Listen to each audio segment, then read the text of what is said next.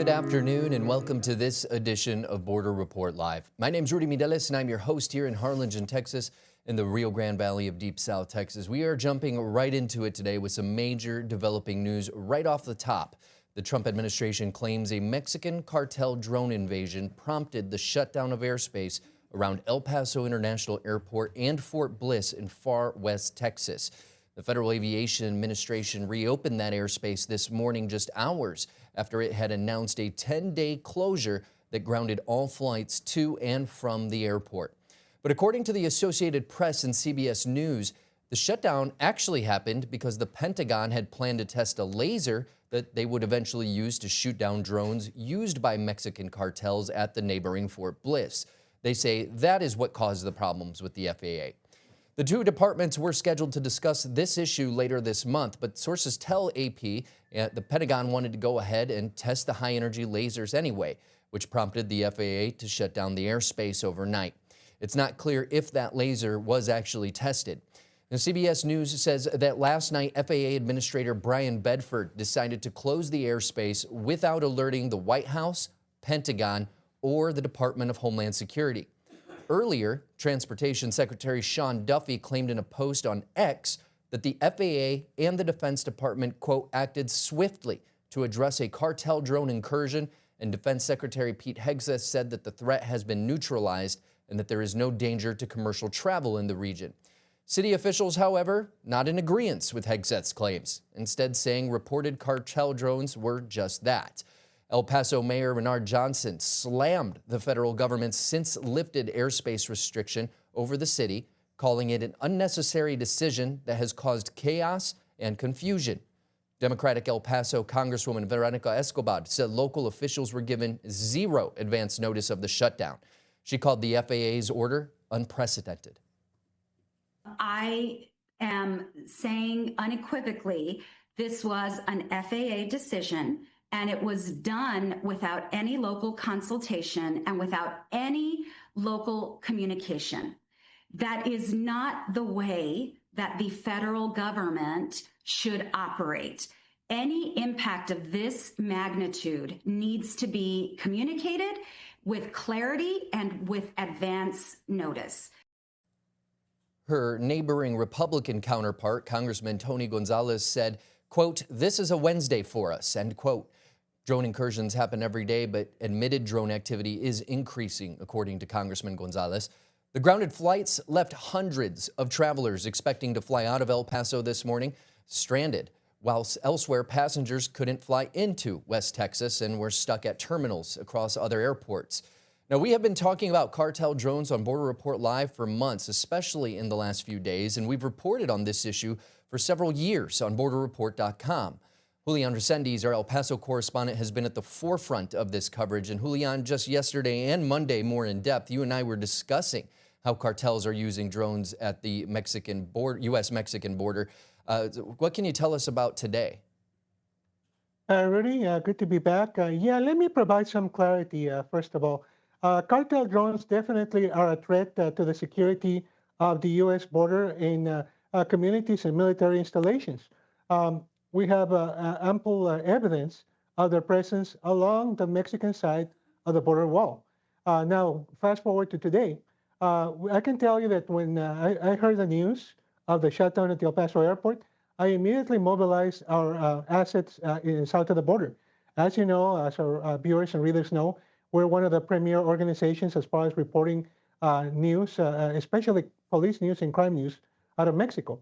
And what my associates found is total tranquility, no evidence of any drone activity last night or early this morning. We even contacted sources at the Juarez airport, and they said, no, we know nothing about this. Same thing happened with the police at various local levels, and they were all pretty consistent as to nothing is going on. The president of Mexico, Claudia Sheinbaum, addressed that issue this morning. She seemed not upset, but definitely wasn't happy to field that question. We have a clip, if you can play it, please. Actually, we're having a small technical difficulty there, Julian, but can you tell us what the president said? Well, anyway, she said, I know nothing about any drones on the border, and if the United States has any information they should contact our government. So pretty much that was a bail denial of anything going on. So what happened today? I've been in contact with various federal sources, and just a few minutes ago, Congressman Gabe Vasquez, a Democrat from who represents southern New Mexico, issued a statement to us, pretty much outlining that there was really some miscommunication between agencies. Apparently, the military, which is very present here on the border on the U.S. side, has been conducting anti-drone tests to deal with this very real threat of cartels operating drones for surveillance purposes mostly on the Mexican side of the border wall. Now, this testing, according to other sources, involves some pretty high-tech uh, uh, devices such as lasers, focused lasers to bring down drones, and also powerful signal jammers, electronic jammers. In theory, both of those devices could hinder a commercial airplane. Drones typically fly at 18,000 feet. And if you notice, the alert issued this morning by the FAA specifically mentioned any airplanes flying below 18,000 feet. Very few planes fly at that altitude, they fly higher. So they were talking specifically about the use of drones. So it appears that it was pretty much um, an alert issued by the FAA out of caution for some activity that the U.S. military is conducting in anticipation of any potential drone threat coming over from Mexico. And in fact, it is possible. I am getting some reports from my sources that in the past a drone may have been shot down near the border, as well as and you probably have this report from some of the newswire services, other objects that may include the so-called party balloon. And, yeah, that's interesting that sources on the other side of the border are claiming this. You know, it kind of goes with what we were kind of talking about on Monday on Border Report Live, which is there's sort of a gentleman's agreement not to, you know, kind of incur the border zone, not come over, cause any trouble. So would this even be in line with something that the cartel would do, even just, let's say, sending it over the border to maybe surveil different routes or look for, you know, DPS on this side of the New Mexico-Texas state line or other law enforcement officers? Rudy, I spoke to a cartel expert this morning, somebody who keeps in close touch both with the Homeland Security Department as well as some military sources. And what they tell me is, yeah, a little bit more than a gentleman's agreement. Don't bring attention to us, and we'll leave you, and please leave us alone. We do this, and we are absolutely devastated because the U.S. response is going to be tremendous. It's going to be overwhelming, and it might even involve stuff that the president of Mexico has been very clear about not happening, and that is, if you can bring justice, we'll go and make justice. So yeah, there's definitely that fear, that red line on the part of the cartels not to do this openly. But then again, and that's something I discussed with my sources this morning, then again, there's always that rogue element in the cartels, that person who might not follow rules, who might do something like this. We already saw what happened with the Canadian mine workers in Sinaloa. I mean, the so-called gentleman's agreement is don't mess with legitimate workers, don't mess with foreign companies, and yet 10 miners are missing, and 5 have been their bodies have been recovered. So somebody there did not follow the rules. Same thing with the 4 tourists from Mazatlan, from Mexico City that are missing in Mazatlan that I told you guys about yesterday. Generally, criminals don't mess with tourists. So obviously somebody did not follow the rules. So that's definitely always a possibility here on the border. And that's probably one of the reasons why the U.S. military is conducting, tests and what have you to interdict such threats if and when they happen. Now, is there any concern, and kind of going to something we've talked about in the past a lot here, especially when there was a lot of fuel being added to the fire by President Trump about putting U.S. boots on the ground in Mexico to fight the cartels. Is there any concern south of the Rio Grande that may be something that the United States may be looking to maybe in an effort to boost up or escalate any kind of tension between the two countries, looking for a reason to kind of say, hey, we're going to go in and this is why? Whether or not the Trump administration would actually do that, that is a legitimate fear that people in Mexico have. This morning, when I deployed my associates out there, that's one thing that they found, that some people were speculating, well, maybe this is just an excuse to come over into Mexico. So the fear is there. But obviously, if it hasn't happened so far, it's because the Trump administration is opting for diplomacy, for that perhaps the implicit threat, we will do this to get results from Mexico. And I do believe that it's working. I mean, we've had about 92 high-ranking criminals extradited from Mexico, from Mexican jails, to face justice in the United States. The on-again, off-again shipment of oil to Cuba, again, has stopped due to diplomatic pressure. So right now, I think the Trump administration is, if not happy, at least content for the moment to use diplomacy rather than going to Mexico like a bull in a china shop. All right. Well, thank you so much, Julian. We appreciate your time. If you'd like to read more of Julian's reporting on these drone concerns that are happening along the U.S.-Mexico border, you can always visit borderreport.com. Click on the search bar and type in drone, and it'll take you to everything that Julian has been covering on borderreport.com for years now. Stay with us. We're going to continue the discussion on cartel drones, but this time with what's happening at the other end of the U.S.-Mexico border in California. San Diego correspondent Salvador Rivera joins me next, and he'll also have some new reporting on the alleged conditions inside the Otay Mesa Detention Center as ICE detainees worry about what's going on inside the place they're being held. Border Report Live is back in 2 minutes.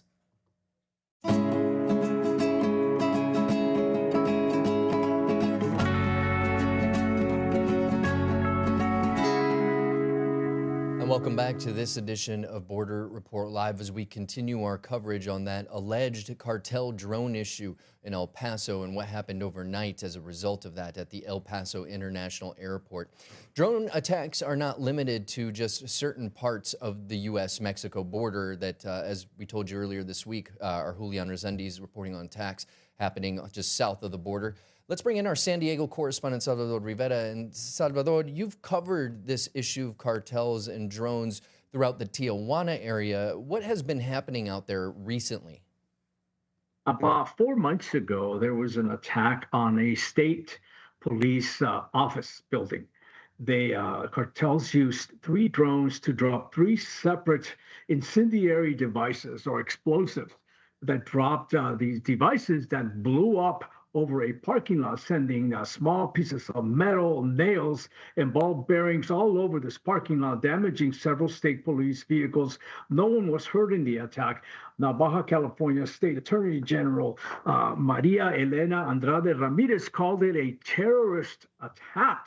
She said that she wanted the federal government to investigate it because the cartels used airspace for the drones to create this mess at a parking lot in one of her branches near the coast here in Tijuana.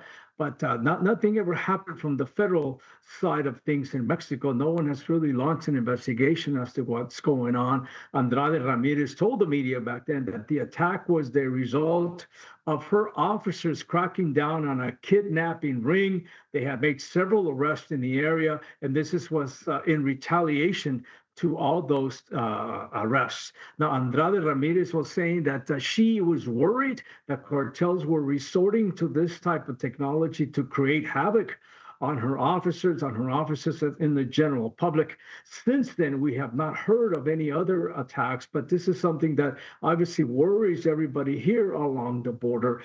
Drones coming across the border for other purposes does happen, Rudy. We were talking about this earlier, several years ago. They were being used exclusively for transporting drugs. Drones were flying over the border and literally landing in neighborhoods just north of the border in San Isidro and in Otay Mesa with these drugs, loads of fentanyl, cocaine, and other drugs that were getting picked up. And then the cartel members would disappear into the night with these packages, and we don't know what would happen to the drones then after that. We don't know if it's been happening recently. We haven't heard, Rudy, if it's still taking place. I would imagine it does, because it became an easy way to send drugs over the border. Now, Julian was talking about this anti-drone technology, something that Ramirez Andrade mentioned that Baja State Police had. She did not offer a lot of details as to how it works. I am assuming that the U.S. authorities also have these technology, and perhaps they have become better at stopping these drone incursions into the United States. You know, it's interesting, kind of going back to the attack that happened late last year. Attorney General Andrade Ramirez calling it a terrorist attack, and that is so reminiscent of what we would often see when we were overseas, downrange, in places like Iraq and Afghanistan in the military. When you think of warfare, you think of grenades, you think of rockets coming out of the rocket launchers, RPGs, rocket-propelled grenades, things like that. But so often, it was some kind of improvised explosive device. Suicide bomber vests, for example, filled with marbles cut in half, nails. I don't know if you remember that game that we used to play as kids back in the day, Jacks. They would fill these vests with jacks with just a little bit of explosive. And it doesn't sound like it could do much damage, but when that stuff blows up and turns into sharp shrapnel pieces, you know, it can do a lot of damage, not just to, you know, humans, but also to vehicles that these people are in, things like that. So it's very interesting that the cartel is almost taking a page out of the terrorist handbook there for when it comes to these IEDs, improvised explosive devices. Going back to the dropping of drugs on this side of the border, it's actually interesting that we don't hear about it more often. I mean, we see Amazon out there delivering packages now by drone delivery, pizza deliveries happening that way. Definitely an interesting thing, and I'd be interested to see what kind of data the federal government has on anything that they've caught recently.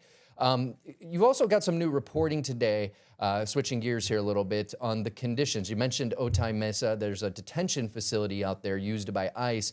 What can you tell us about what detainees are saying about what's going on inside the facility?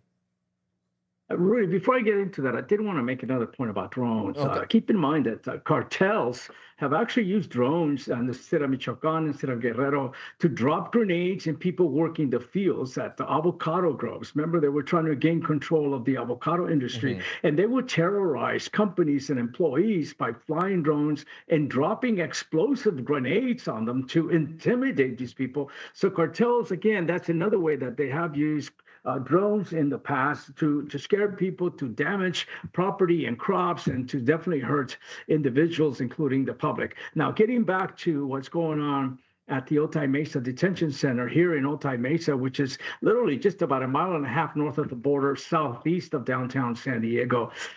There is a vigil every Sunday, a prayer vigil. People go out there and sing, make sure that the detainees can hear them. It's kind of a way to offer comfort and support, let them know that they're not alone. Well, about 2 weeks ago, the detainees started wrapping these notes on shampoo bottles, water bottles, and basically tossing them over the fence and into the gathering. And people at the vigil started reading the notes, and the detainees were complaining about conditions inside the facility. They were saying that they lack adequate medical care, adequate food, that the conditions are very cold, that they're made to live in frigid conditions inside their holding cells. And so people started to take notice. Congressman Juan Vargas, who represents the district here, the 52nd District in California, went out there last Friday trying to gain access to the facility to check on these complaints, but he was not given access to the Otay Mesa Detention Center. But the County of San Diego has taken it upon itself to say, well, we do have access. We are allowed to conduct inspections. So its health department started inspecting the area, looking for health violations, looking into the living conditions as to what's going on at this facility. It has not released any reports. We expect to get those pretty soon, but obviously a lot of concerned people inside and outside. One migrant advocate was telling us that he is very worried because people who have left the facility often describe the same conditions, that they live in very tight quarters, that whenever they get sick, they might be sent to an infirmary. They're simply giving a Tylenol or an aspirin and see it here. Hopefully takes care of your pain, of your malady, but not really adequate medical care. So a lot of concerns over that. Now, ICE operates or contracts out to a company called Core Civic. Core Civic runs the facility. It did issue a statement basically saying all these allegations are unfounded. And I will read part of its statement. It said that the health and well-being of the individuals entrusted to our care is our top priority, and that it adheres to all federal detention standards. Again, Core Civic, the company that runs the facility, denying all these allegations, all these claims being made by detainees inside the Otay Mesa Detention Center.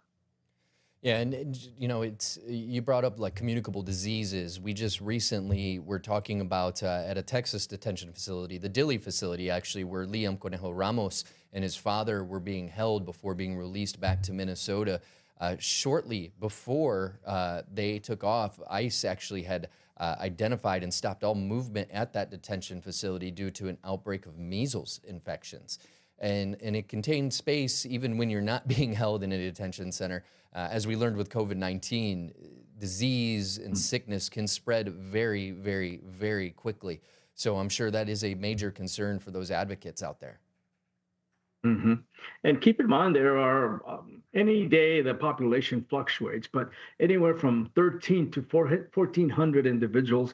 They are not, for the most part, criminals. They have not been convicted of anything. These are folks who were awaiting their asylum cases to go through the courts, or people who were detained, apprehended at their green card appointments. And so these are people, for the most part, who are not guilty of anything. And according to their claims and what we are hearing is that they are being made to live in these very horrible conditions inside this facility. Yeah. All right. Well, thank you so much for your reporting today, Sal. We appreciate you being here. Salvador Ribera, our San Diego correspondent, joining us today on a few different subjects, including that news of the day with the alleged cartel drone incursion that happened in El Paso. Stay with us. When we come back, we've got a few more headlines for you. Border Report Live is back in 2 minutes.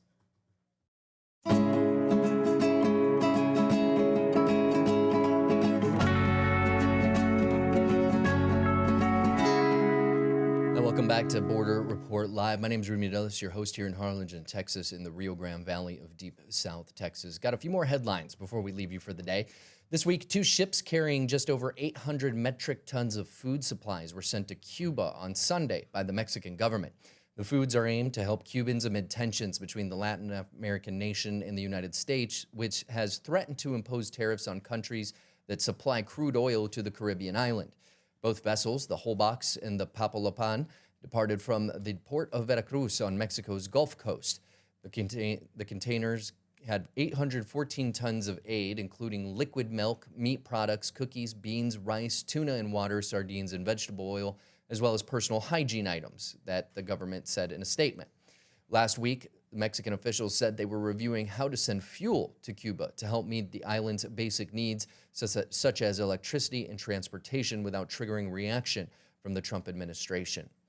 The Defense Department is expanding a military zone in far South Texas and adding another one further north along the U.S.-Mexico border. It's all in an effort to further crack down on unlawful migrant crossings.